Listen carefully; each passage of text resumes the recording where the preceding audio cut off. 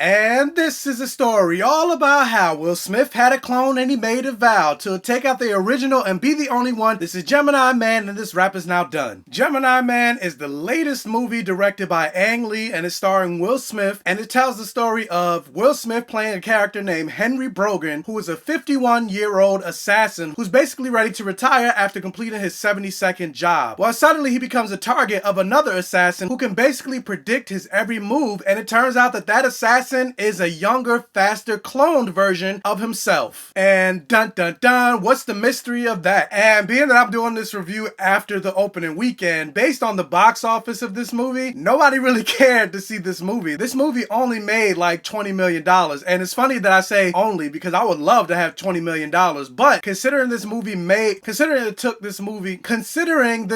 was made for $140 million plus the marketing, Paramount is going to lose a lot of money for this movie. And I feel bad for Paramount because Paramount needed this movie to be a hit. And they also have Terminator Dark Fate coming out. Now they really need Terminator Dark Fate to be an astronomical blockbuster because Paramount hasn't really had that many hits churning out, especially with, you got Warner Brothers with the DC movie, especially with Joker still being number one at the box office. You got Disney completely dominating the box office, breaking the records with 5 movies that hit $1 billion. You got Universal churning out the Blumhouse movies and making a lot of money. So Paramount really needed this movie to be a hit, and sadly, it wasn't. But with that said, just because a movie's not financially successful doesn't mean it's not actually good and not worth seeing and might not end up being a cult classic years down the road. Well, let me tell you if it was actually good or not. So yeah, with this movie, I saw it made some press because there's no theater in the entire United States that's able to show this movie in the way that Ang Lee intended for this movie to be shown. He shot this movie in 4K at 120 frames per second. And so usually when I shoot my YouTube videos in 30 frames per second, but I decided to up it to 60 frames per second as that's the highest that my phone can handle and that YouTube can handle, just to kind of go with this movie. But with that said, only 14 movie theaters in the entire US has the technological capability to even show this movie at 120 frames per second. Other movie theaters can show it in 4K, but they can't show it in 120 frames per second. And I thankfully got to see it at one of those theaters, the Lincoln 13 in New York. And with that said, the high frame per second,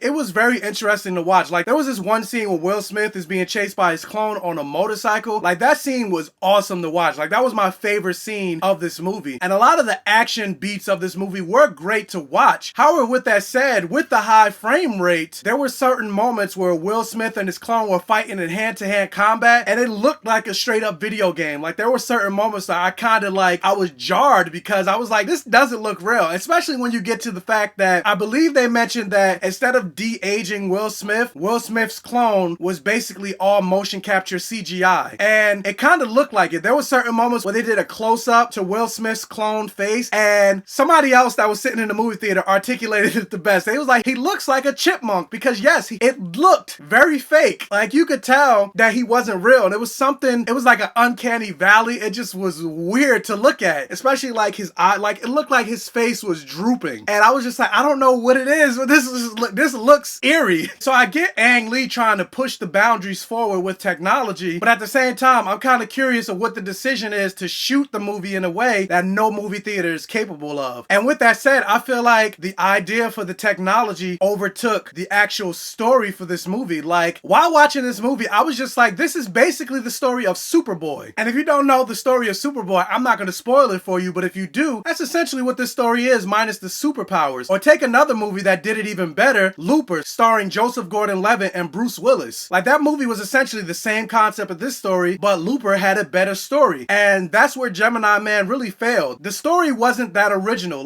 They basically took a story that's been told before and told better, and they didn't add anything new to it. Basically, I was able to predict almost everything that happened in this movie. Every twist. The way the movie ended, I was pretty much able to predict. And I think that's the fault of this movie and why the movie really had such low critical rating that I also agree with. And I feel bad saying that because it's been a while since Will Smith has had a genuine hit. Once upon a time, if Will Smith was in a movie, that movie was guaranteed to make a gangbuster load of money. But that hasn't really been the case anymore. And that also goes to show that for the most part, it's not the actor that sells the franchise anymore. It's really just the property itself. And yes, he was just in Aladdin that made over $1 billion, but it wasn't him that caused Aladdin to make $1 billion.